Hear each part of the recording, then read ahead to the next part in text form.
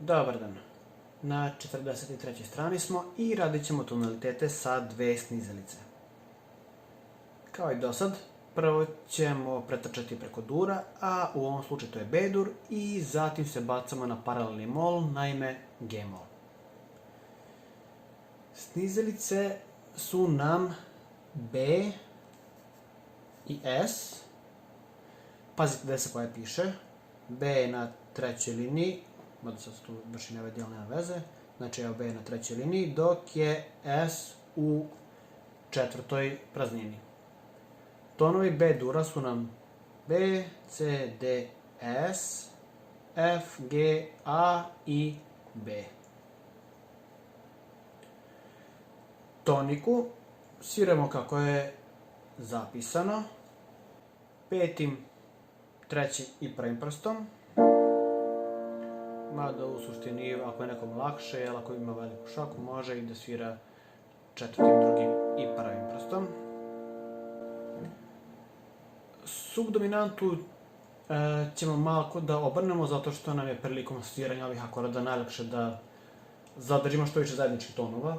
Tako, pošto tu imali taj B, znači da zadržimo ovaj B, da ga zadržimo i tu. Pa ćemo subdominantu da sviramo ovako, to jest petim, drugim i prvim prstom. Ili četvrtim, drugim i prvim, zavisi kojim smo prstom pre toga svirali ton B. A dominantu ćemo također svirati obrto iz istog razloga i nju ćemo svirati petim, trećim i prvim prstom.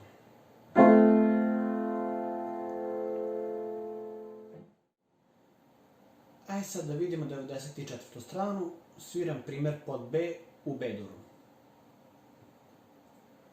Prva, druga, treća, četa. Prva, druga, treća, četa. Prva, druga, treća, četa. Prva, druga, treća, četa. Prva, druga, treća, četa. Prva, druga, treća, četa. Prva, druga, treća, četa. G-mol ima iste predznake kao i B-dur. Rekli smo da paralelne molske lestvice možemo da izvučemo iz durskih tako što krenemo od 6. stupnja dura.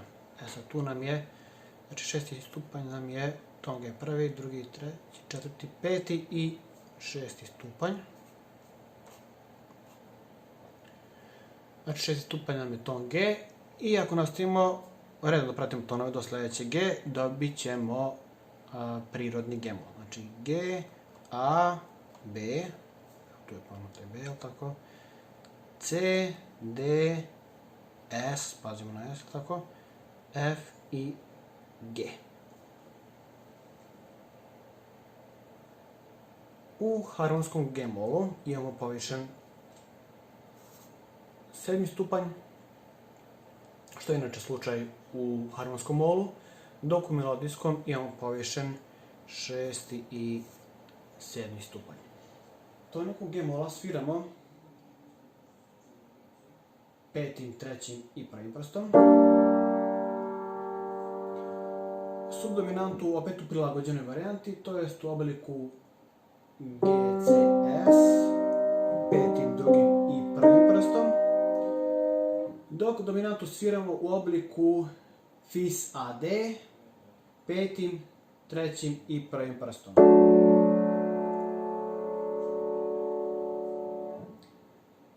Treba da pazimo na taj fis. U molu na dominanti uvek povišavamo tercu, jer ćemo u suprotnom imati molski akord, a dominanta mora da bude durska.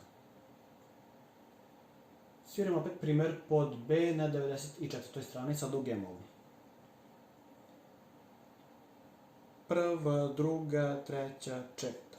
Prva, druga, treća, četa. Prva, druga, treća, četa. Prva, druga, treća, četa. Prva, druga, treća, četa. Prva, druga, treća, četa. Prva, druga, treća, četa. Kada smo to savladali, treba da vidimo kako ćemo rešiti ovaj sledeći zadatak. Prva stvar što treba da skontamo je da li je zadatak u B-duru ili G-molu. Rekli smo da uvek počinjemo i završavamo tonikom, pa time treba i da se vodimo. Ako pogledamo početak, vidimo tonove F, D, C, B i D. Ovaj C nam je prolaznica, što znači da prelazimo preko njega kad idemo od tona D do tona B, a ovi svi ostali tonovi u prvom taktu nam se uklapaju u toniku B-dura. U posljednjem taktu imamo ton B, što opet znači da možemo da završimo tonikom B-dura. Ajde vidimo dalje što se tu dešava. Ovaj S, on može da nam bude subdominanta. I ovaj D, tu se u suštini vraćamo na toniku. Dominanta u B-duru nam zvuči FAC i ovaj F i C nam se uklapaju u to. Znači tu ćemo da stavimo dominantu i BD, isto stvar kao što smo imali tu na početku, tu možemo da stavimo toniku.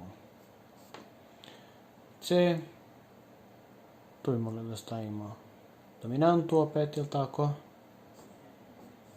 I ponovo toniku. Drugi red. Počinjemo od tona G. G nam se uklapa u subdominantu, pošto nam subdominanta glasi S, G i B. Znači to nam je subdominanta. I evo vidite tu, ovo je isto kao i ovo, samo što je obrnuto. Pa onda možete sami da pretpostavite šta će tu da bude. C, S, D, C, to bi bila dominanta.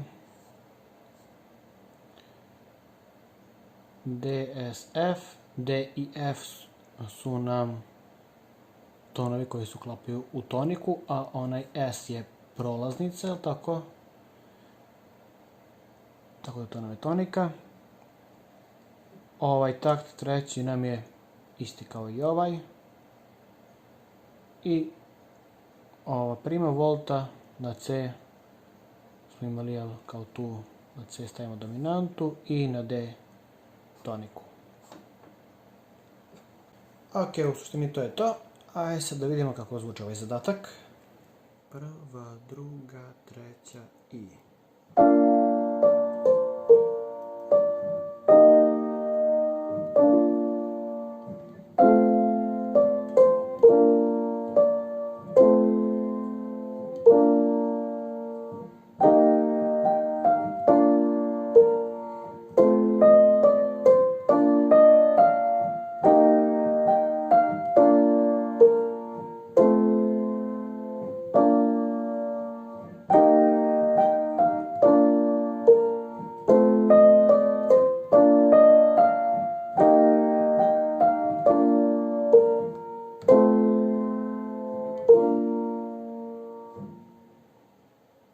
U suštini to je to, imamo jedan lep zadatak, pa se vidimo sljedeći put, to jest nećemo se vidjeti, ali nema veze.